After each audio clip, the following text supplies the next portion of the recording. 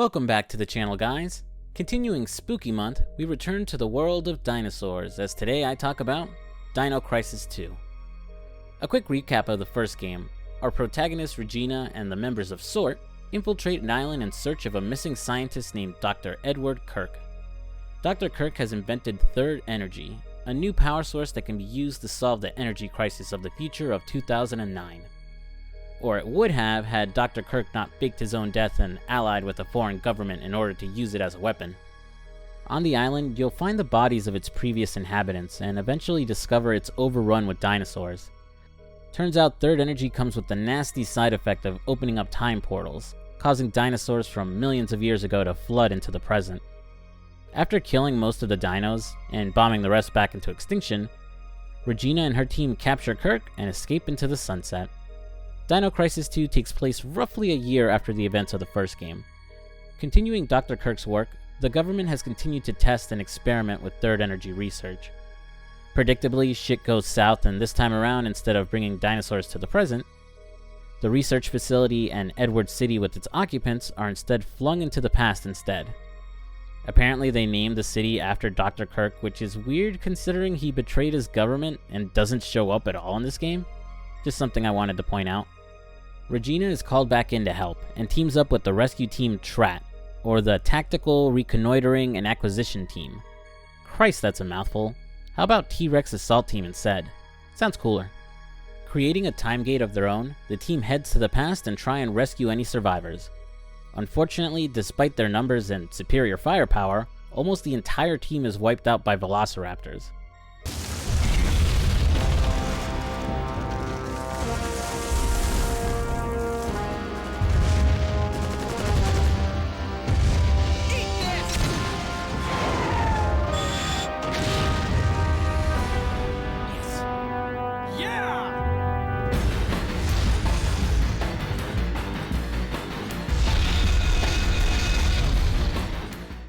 Now it's up to Regina and new playable character Dylan to search for survivors and figure out a way to go back to their time.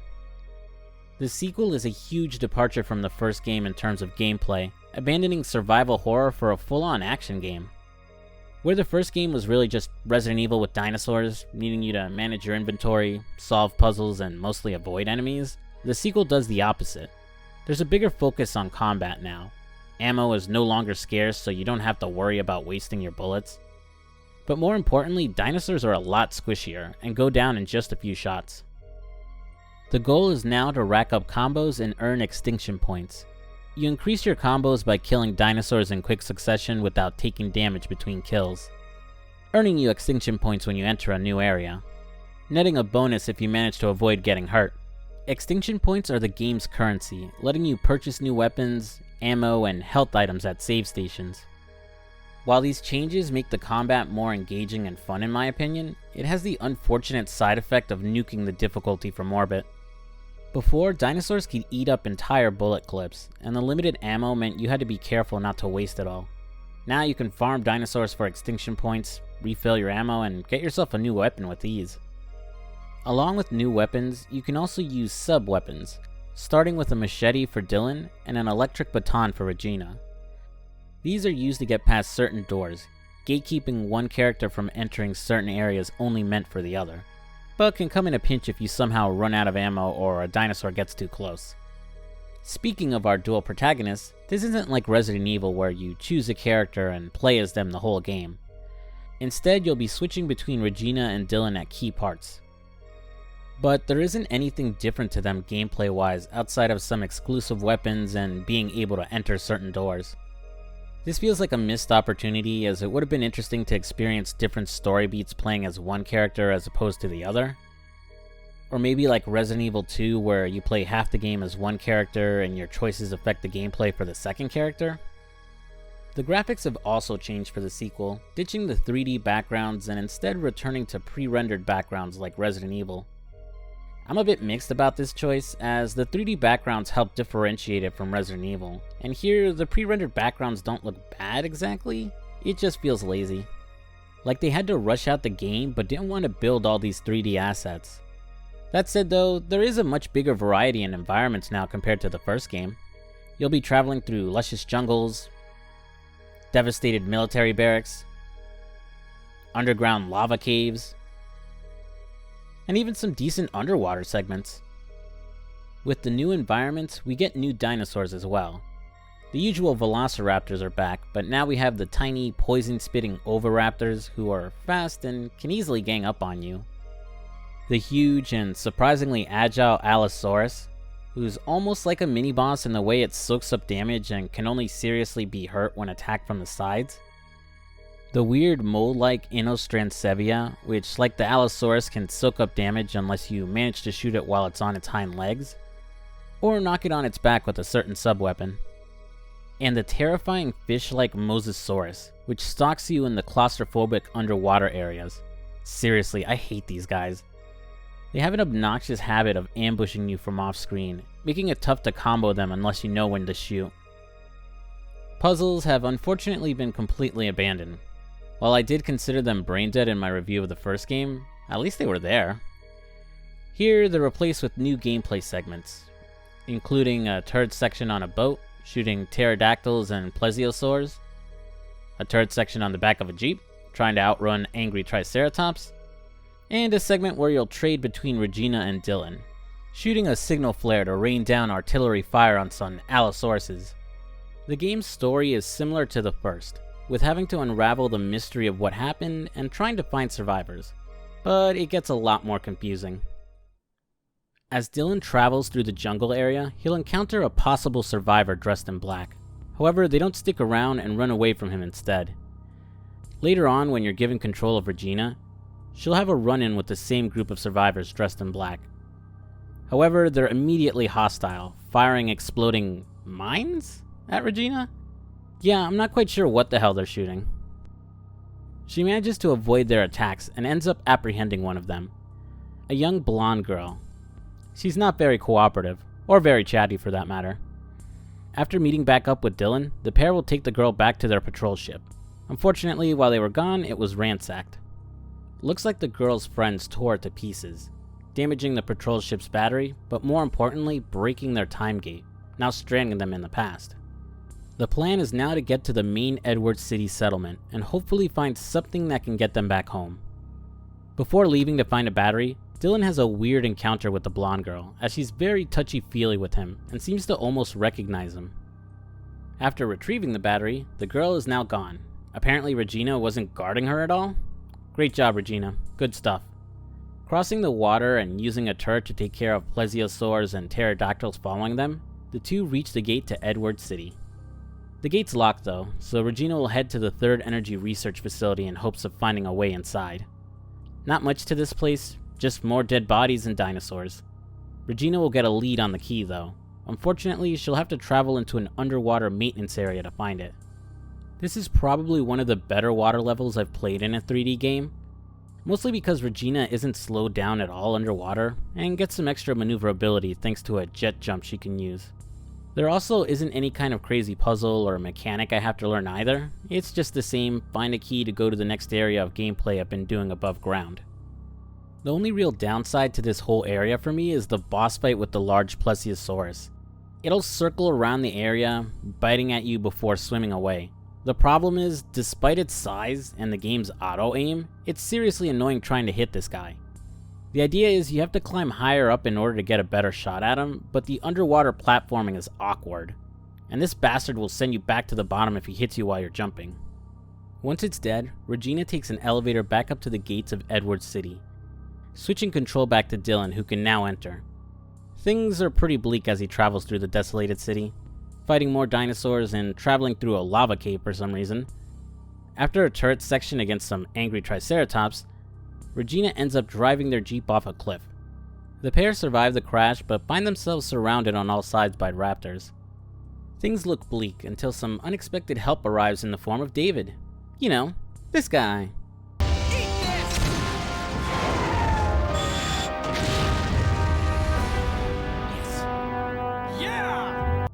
Yeah, I haven't mentioned him at all up until this point because he just disappears after the opening cutscene. Flying in on a jet, he lights up the raptors to save his friends. Unfortunately though, this leaves the last group of survivors defenseless, the soldiers and civilians overwhelmed and killed by dinosaurs. While they failed to save the survivors, there might still be a chance to get them all home if they find the third energy data. Exploring the living quarters, Dylan discovers the military planned to drop a missile on the city the next day in order to take care of the dinosaurs. A missile blowing up a town infested by monsters? Where have I heard that one before? After Dylan fights the T-Rex from the opening scene in a goddamn tank, he has an encounter with the guys in black again. He's saved by the blonde girl from before, who drops a necklace before disappearing again. Dylan is caught off guard as the necklace looks almost exactly the same as the one his dead sister owned. I wonder what's going on. Dylan managed to pick up a gas mask after his encounter with the T-Rex, allowing Regina to return to the poison gas area in the jungle. Eventually, she'll make it to the missile silo and find the third energy data they need in order to hopefully create a new time gate. Unfortunately, Scarface just won't fuck off. Looks like another boss battle. Hope we got a tank or a rocket launcher.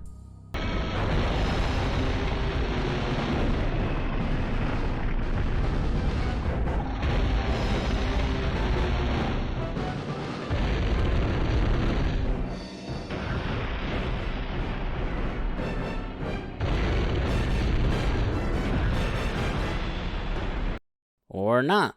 Looks like Scarface isn't the top of the food chain. As a wise man once said, "There's always a bigger fish." This big mofo is the Gigantosaurus, who's basically just a bigger T-Rex. Alright, cool. I like his design. Sorry if I sound underwhelmed, but he's just kinda comes out of nowhere. And really is just a bigger T-Rex.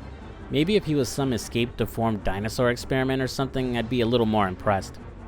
At first, it seems Regina may be trapped, but conveniently Dylan shows up, having brought the patrol ship and David along to save her. Unfortunately, the Gigantosaurus sets off the security for the missile, causing it to start a countdown till it blows up. Cue a boss battle, and not really an engaging one. You'll have to run between these two gas switches, turning them on and then hitting them with Regina's stun baton. This causes it to ignite and shoot fire into Gigantor's face. It's an easy fight, but good god is it slow as hell. Regina's run speed is pretty good, but the fixed camera angles and the Gigantosaurus' range means you're going to get slowed down quite a bit. After beating the damn thing, it ends up destroying the missile platform and causing it to go off anyway, with Regina somehow managing to avoid getting caught in the blast.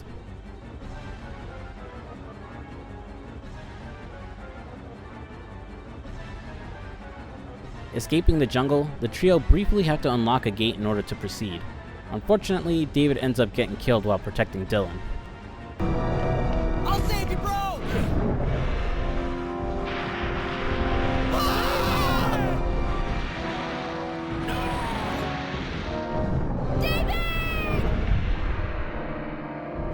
Goodbye, David. I wish you were more of a character.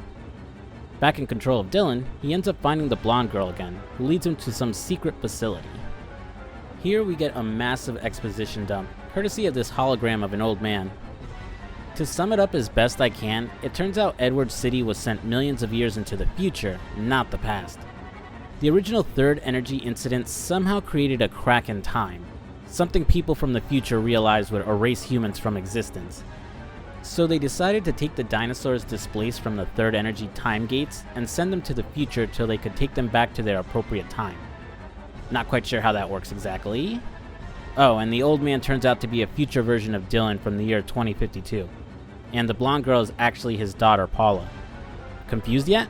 Oh, it gets better. Wondering why Paula acts so weird and doesn't speak outside of a few words?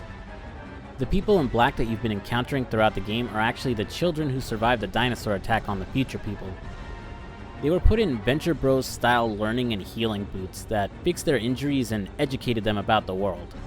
But apparently these things were actually made for dinosaurs, so it eroded the kids' ability to speak, and made them instinctively protective of the dinosaurs. Yeah, it's an absolute mess to take in. From what I could stitch together, Future Dylan's group were most likely wiped out before the Edward City group showed up. So Future Dylan entrusted his daughter, and the future of the human race I guess, to his past self, who he knew would show up here. Thankfully, he also prepped a time gate for everyone to escape with. After one last tussle with the Gigantosaurus, absolutely obliterating him with a kill sat, our trio is ready to go home. Unfortunately, the Gigantosaurus' presence set off the lab's self-destruct sequence, and as it starts to crumble away, Paula ends up pinned under a server. Dylan hasn't been hitting the gym lately, so he's unable to get her free. Not wanting to abandon his daughter, he hands the third energy disc to Regina, telling her to escape. With the data, if it's studied back in her time, she might be able to return and save Dylan and Paula. Promising to return, the pair bid farewell, Regina leaping through time just as the laboratory completely explodes.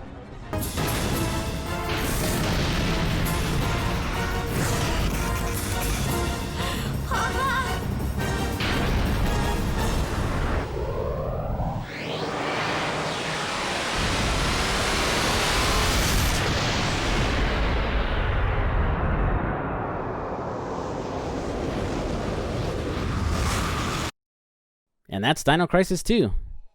Yeah, talk about an abrupt ending. There isn't even a scene after the credits or anything. But surely the sequel will follow up on Regina, right? And the fates of Dylan and Paula? There's no way it gets solved in some spin-off game. While the next game had you fighting dinosaurs in space, right? Right? After beating the game, you unlock Extra Crisis, a bonus mode where you can use different characters to kill dinosaurs in this weird Matrix simulation. You can even unlock Rick, Gale, and everyone's favorite Dino Crisis character, Tank. You'll also unlock a dinosaur fighting game where you and a friend can fight using the dinosaurs you've encountered in-game. So what did I think about Dino Crisis 2? Honestly, I probably like it a lot more compared to the first game. While it completely ditched its survival horror roots, I actually think it's to the game's benefit. As I've mentioned several times, the first game carries the stigma of just being Resident Evil with dinosaurs. It really didn't do enough to differentiate itself from its older brother, and if it wasn't for the fact that it was made by Capcom, I think most people would have disregarded it as just another clone. But here it went for a more action, arcadey feel, focusing on fast-paced action, ranking up combos, and buying new weapons to try out. It added more variety to the enemies, and it didn't feel like you were just trying to outrun the same dinosaurs over and over again. The extra gameplay segments with the turrets and the boss fights spiced up the combat a bit, even if they were very easy. It was basically the Resident Evil 5 of its time, and yeah, I know the comparison would probably be Resident Evil 4 for some people, but that game still had a fair balance of horror and action. 5 just went balls to the wall action and never really had a scary moment in my opinion. Though I do have my problems with this game. First is having two playable characters. Honestly, I don't think there's enough of a difference between Regina and Dylan to justify having both of them. Unlike Resident Evil 1 and 2, you can't choose to strictly play as one character in order to experience a different story. The gatekeeping of certain areas due to Ivy or an electronic lock just feels arbitrary, and could have easily been rolled into the idea of one character just having to find the right item later to unlock those areas. Also, I hate how pointless David and to some extent Paula are to the plot. While the first game really only had like 4 characters, Regina, Rick, Gale, and Dr. Kirk, they were fleshed out enough that you understood their motives and personalities, and they appeared enough in-game where they didn't just feel like an afterthought. David shows up only like 3 times in the game before he's killed off. While I like his cowboy attitude, I think it would have been better to see more of that in this game. Hell, maybe a whole scenario where you play as him working with what's left of the human resistance. And my final problem, as I brought up at the beginning of the video, is just how easy this game is.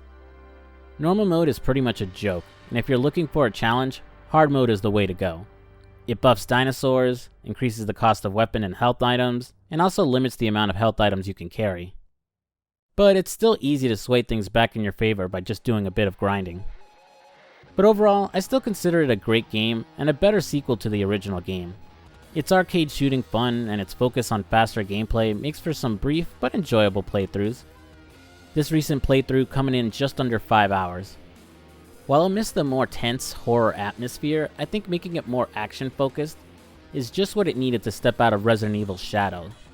It's just a damn shame the series would spiral out of control with the third game and end up being yet another abandoned series by Capcom. With Capcom having successfully revived Devil May Cry, Resident Evil, and Mega Man, a part of me holds on to the hope that maybe Dino Crisis could see its time in the sun again. Or at least Breath of Fire. Or Darkstalkers.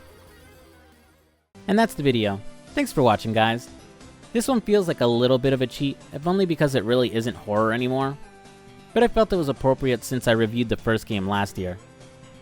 I have one more video left for the month, Another short one I hope to get out before or on Halloween. Again, thanks for watching. If you enjoyed the video, would appreciate it if you left a like, and also comment down below. Do you prefer the survival horror of the first game, or the more fast-paced action of the sequel? Are you delusional like me and think the series can make a comeback? And if you're new to the channel, I would appreciate it if you subscribed. I'm Fuzzy Slippers, and I'll see you later. Peace.